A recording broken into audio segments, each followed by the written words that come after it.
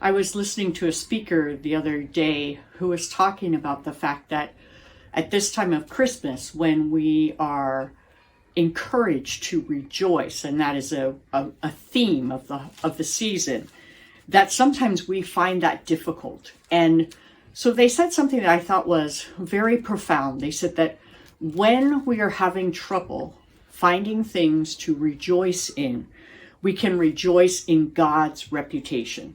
We can rejoice in God's reputation.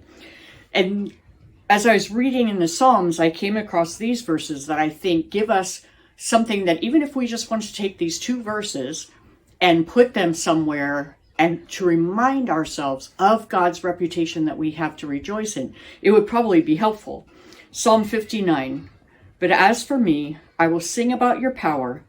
Each morning I will sing with joy about your unfailing love.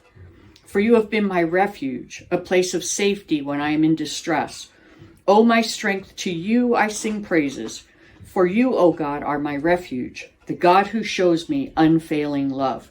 And this was written at a time when David was once again fleeing from his enemies. When he wasn't in a cushy place in life, he was in a very difficult place.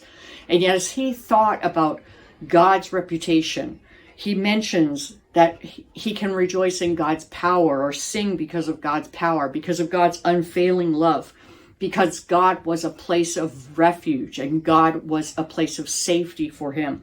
And God was the one who gave him strength.